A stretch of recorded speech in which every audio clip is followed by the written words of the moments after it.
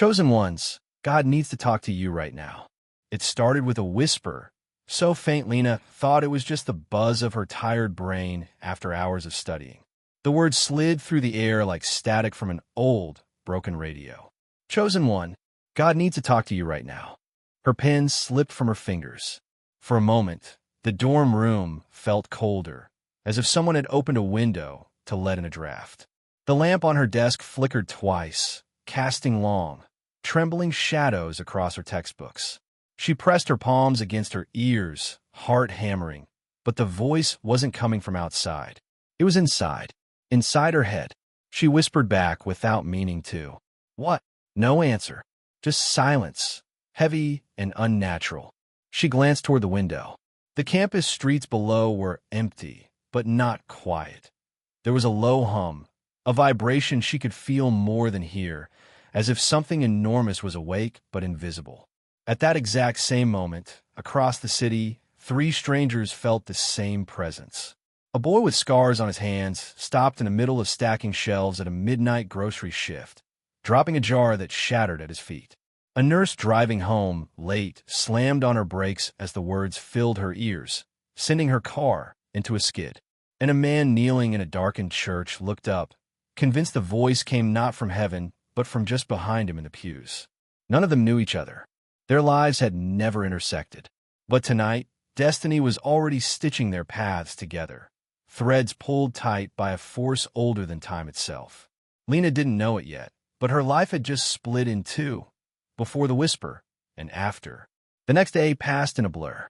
Each of them tried to convince themselves it had been nothing more than exhaustion, stress, or some hallucination.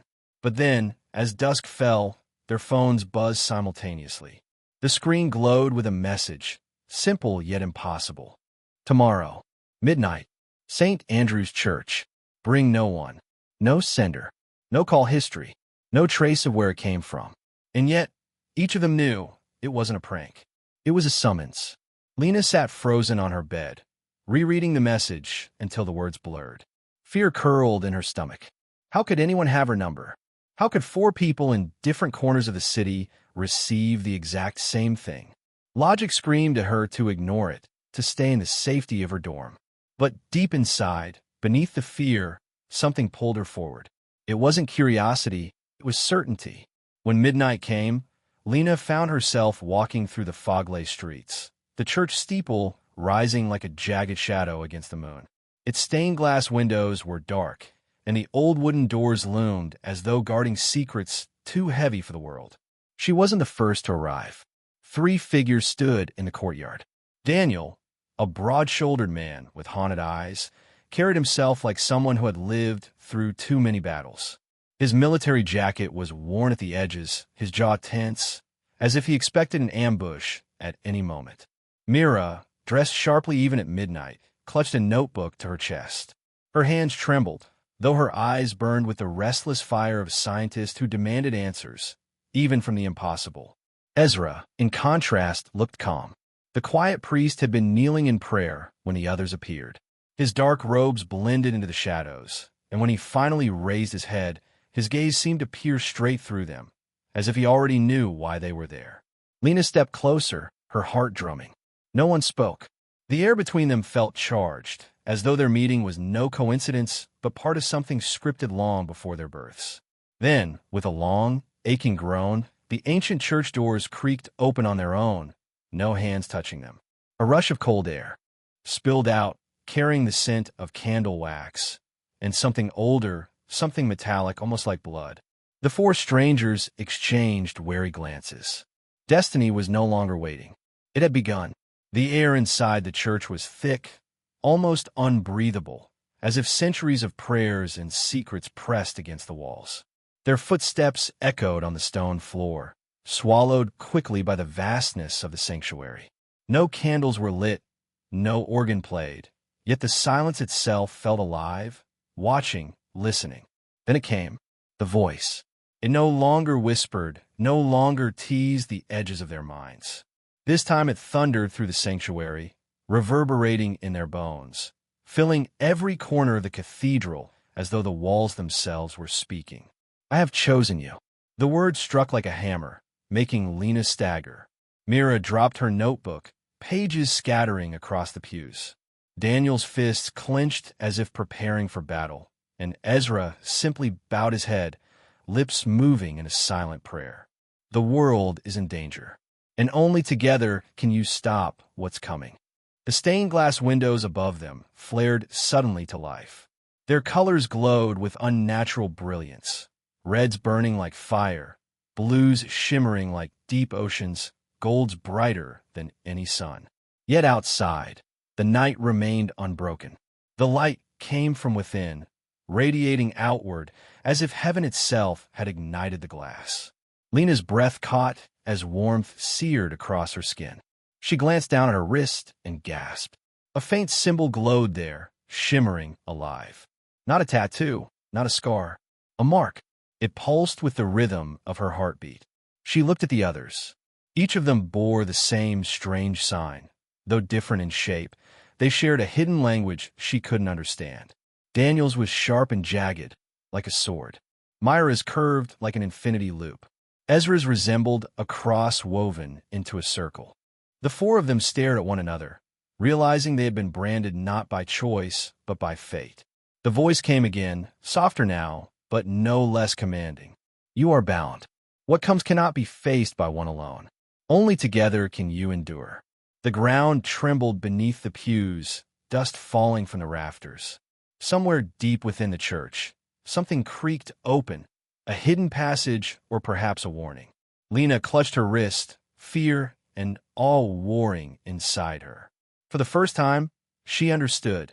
Life as she knew it was gone. And this was only the beginning. The silence stretched, broken only by the faint hum of the glowing windows.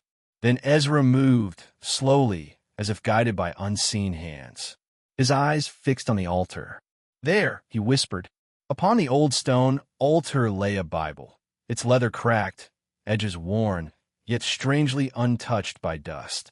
Ezra swore he had stood before this altar countless times, and never once had the book been there. He reached out, hesitant, and lifted it. It was heavier than it should have been, the weight of centuries pressing down on his palms. As he opened it, the group leaned closer. The pages were blank. A hollow dread swept through the sanctuary. But then, before their eyes, faint lines began to etch themselves onto the parchment, glowing as though written by fire. The ink shimmered, alive, burning words into the silence. The seventh seal will break. The letters pulsed, searing into their vision. Lena blinked hard, but even when she shut her eyes, the words burned on the inside of her eyelids. Darkness will rise. The air grew colder. Myra's breath fogged in front of her lips. Daniel gritted his teeth, his instincts screaming of an enemy he couldn't yet see. And only the chosen may stand in its way. As the final line appeared, each of them felt their marks throb, glowing faintly in unison. It wasn't just a book. It wasn't just words. The prophecy was alive, binding itself to them. Ezra's hands trembled as he turned the page. His voice cracked as he read aloud what appeared next. Their names, one by one, etched in the same glowing ink, their names bled onto the paper. Lena Hart, Daniel Cross, Mira Solis, Ezra Vale. The sanctuary seemed to tilt, as though the world itself was acknowledging them. Lena staggered back, shaking her head. This can't be real. But deep down, she already knew it was. This was no ordinary vision. This was no dream. This was a prophecy, ancient, unyielding, and it had chosen them. That night, the city seemed to breathe differently. The familiar hum of streetlights and traffic was laced with something new, something wrong. A hush clung to the alleys, the kind that made people walk faster, clutching their coats tighter, pretending not to notice the way the darkness moved. By morning, whispers spread like wildfire. Shopkeepers swore they'd seen shapes lingering outside their windows, too tall, too still, dissolving when confronted. Children cried of nightmares, so vivid their parents swore the monsters had stood in the room. Even the dogs wouldn't bark. They only whined at corners where nothing could be seen. Daniel didn't believe the rumors at first. Soldiers didn't deal in ghost stories. But as he made his way home, near midnight, he froze. There it was, a figure at the end of the street, tall, impossibly tall, its body wrapped in something that looked less like fabric and more like smoke. Its face was a void, blank and formless, yet somehow watching him with unbearable focus. Every instinct screamed at him to raise his fists, to charge, to fight. But his body refused to move. His breath came shallow, his muscles locked as if the figure itself commanded him to stay still. Then it lifted an arm, unnaturally long and thin, and pointed directly at him. The air grew colder. His mark burned against his wrist, throbbing as though responding to the thing. And then, in the blink of an eye, the figure vanished, smoke pulled apart by an invisible wind. Daniel stumbled back against the wall, his heart pounding. He had faced war, death, and nightmares most men couldn't survive, but this was something else. Something not of this world. Elsewhere that night, Lena swore she saw shadows stretching longer than they should, curling toward her feet like fingers. Mira found her reflection in a darkened window, smiling a second too late. And Ezra woke in the church to find every candle extinguished, though no draft stirred the air. They didn't need the prophecy to confirm it anymore. The chosen ones were no longer hidden. Their enemies had arrived. The church seemed to shudder as if it had been waiting for them to return. Ezra led them back to the altar, his eyes fixed on the cracks in the stone.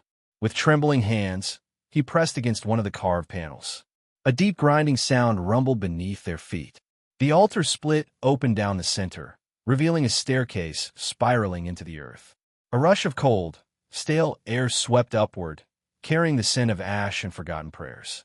The four exchanged uneasy glances, but no one spoke. One by one, they descended. The chamber below was vast, carved directly from the bedrock, its walls lined with shelves and pedestals. Weapons of strange design rested there, blades etched with glowing symbols, staffs that pulsed with light, shields that seemed woven from silver threads. Scrolls lay unfurled across stone tables, their ink shimmering faintly as if written in starlight. Artifacts, crowns, rings, amulets gleamed softly in the dimness, humming with ancient power. Lena reached out to touch a dagger whose hilt seemed to call her name. The instant her fingers brushed the metal, the entire chamber roared to life. Flames erupted from the floor, circling them in a living wall of fire. The heat was unbearable, searing their skin, pressing them backward. "Step away," Mira cried, clutching her arm as sparks lashed out. But there was nowhere to run. The flames were not consuming the chamber. They were testing it. Testing them. Daniel raised his arm as the faceless fire shaped itself into figures. Warriors made of flame, their weapons drawn. His instinct screamed to fight, but when he swung at them, his fist passed through, burning but never landing. Panic clawed at Lena's throat. The fire seemed to whisper, feeding their fears, their doubts, their weakness. She wanted to fall, to collapse, to give in. Then Ezra's voice cut through the chaos. Not apart. Together. For a heartbeat, none of them moved. Then, one by one, they stepped forward through the heat, through the fear, until their shoulders touched. The flames hissed violently, rising higher, then, suddenly, collapsed into nothing. Smoke curled upward and vanished into the stone ceiling. The weapons, scrolls, and artifacts glowed brighter now, waiting. In the sudden quiet, the voice returned. Not thunderous this time, but steady, close like breath against their ears. "You are not alone, but you must choose faith or fall." The chamber pulsed with light, and for the first time, each of them understood. The trial was not of fire. It was of trust. The chamber's glow faded, leaving them in a heavy silence. The trial was over, but the weight of it still clung to their skin like ash. Each of them stared at the weapons and scrolls, unwilling to be the first to touch them again. Mira broke the silence with a bitter laugh. "Do you hear yourselves? Prophecies. Marks on our wrists. Weapons glowing like something out of a fairy tale. I'm a scientist. I deal in facts, not this madness." Her voice trembled, more with fear than anger, but she masked it with defiance. She snapped her notebook shut, clutching it like a shield. "I can't do this. I won't." Daniel stepped forward. "Mira, wait." But she had already turned, climbing the staircase toward the surface. The others followed, calling after her, their voices echoing against the stone walls. By the time they reached the church doors, she had thrown them open. Night spilled in thick, heavy rain. The street outside was cloaked in fog, the kind that seemed to breathe. Mira. Lena's voice cracked. The fog moved. From it, shapes emerged. Shadows, tall and faceless, their bodies twisting like smoke, but solid enough to darken the ground beneath them. They formed a circle around Mira before she could run. She froze, her notebook slipping from her hands. Her scream tore through the night as the shadows closed in, their smoke limbs reaching, wrapping, pulling her into the fog. No! Ezra rushed forward, but Daniel grabbed his arm, yanking him back. They could see her face for a second longer, eyes wide with terror, mouth open in a silent plea, before she was gone. The shadows dissolved as quickly as they had come, leaving only the notebook on the ground, its pages fluttering in the cold wind. The three stood paralyzed at the threshold of the church, staring into the emptiness where she had been. Lena's mark burned against her skin.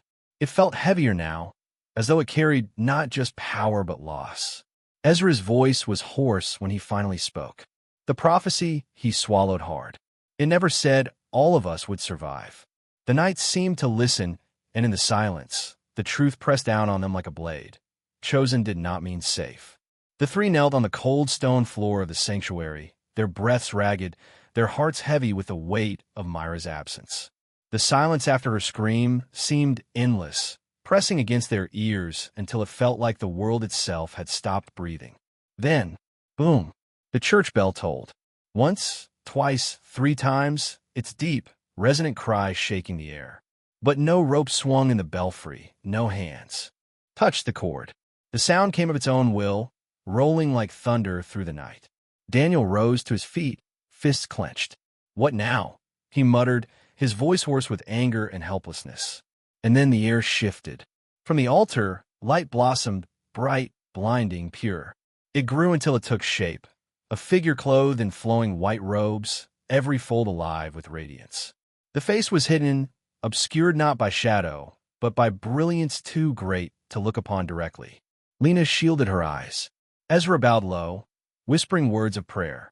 The figure's voice filled the sanctuary, gentle yet resonant, as if layered with 1,000 echoes. "I am not God," it said, every syllable reverberating in their bones, "but I speak for him. You must act before the 7th night." The words cut through the grief like a blade. Before the 7th night. Urgency coiled in their chests, heavier than any fire trial or prophecy they had faced so far. Lena tried to speak, but her throat was dry. Daniel stepped forward instead, his voice sharp. "Act how? Against what? Tell us what we're supposed to do." But the figure only lifted an arm, releasing a slow rain of glowing feathers that drifted down onto the altar. Each feather burned faintly, humming with otherworldly energy, as if carrying fragments of a message they were not yet ready to hear. "Faith is not built on answers," the messenger said. "It is built on the courage to act without them." The light pulsed once more, and in an instant, the figure was gone, dissolving like mist in the morning sun. Silence returned, heavy and absolute, broken only by the faint glow of the feathers scattered across the altar. Ezra picked one up with trembling hands, the feather warm against his skin. 7 nights, he whispered. "We have less than a week." And with those words, the weight of destiny pressed down harder than ever. It began with a sound no one could name, half thunder, half scream. Windows shattered across the city as skyscrapers groaned like wounded giants. Their steel frames bent, glass rained onto the streets, and the ground itself convulsed with violent tremors. Above, the night sky ripped open. The stars vanished, drowned in a tide of crimson. Clouds boiled, painted in shades of blood, and a sunless red glow bled across the horizon. The air thickened, metallic and sharp, as if the world itself had been cut open. On their wrists, the marks burned with searing fire. The words carved themselves into their very flesh, glowing brighter than ever.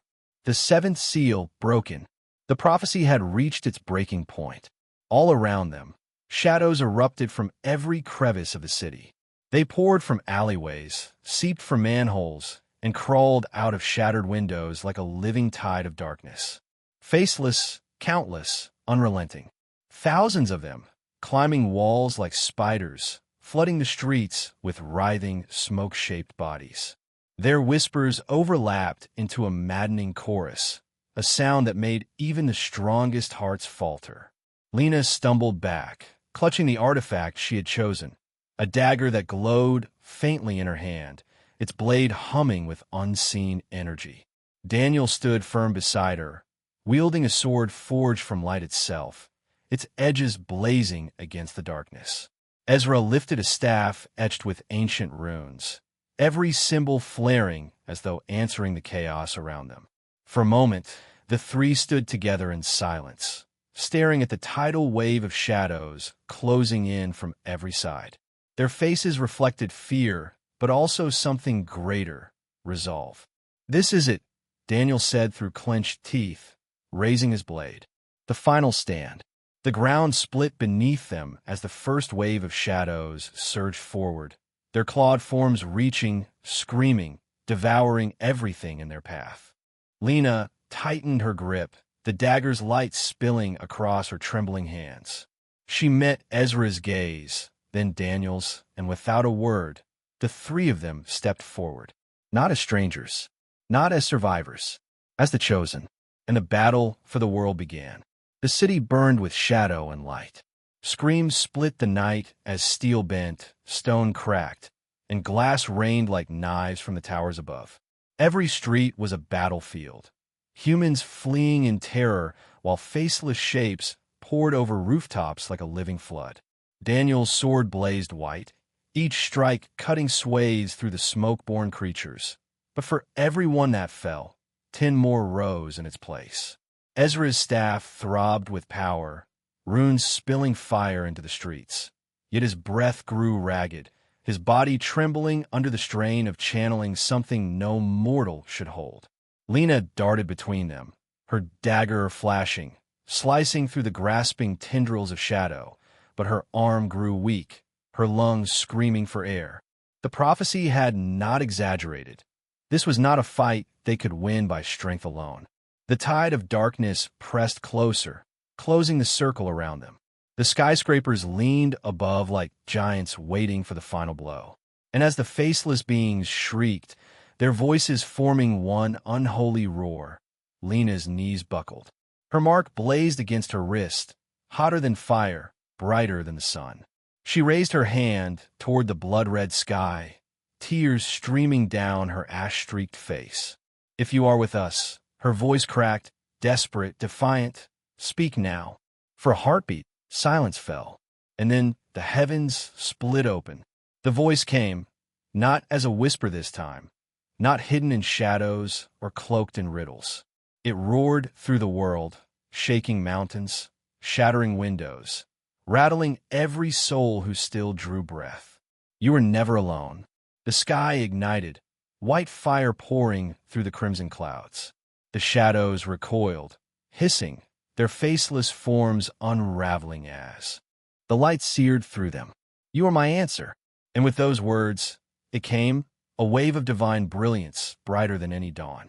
It swept across the city in a single breath, dissolving the faceless army like mist under the morning sun.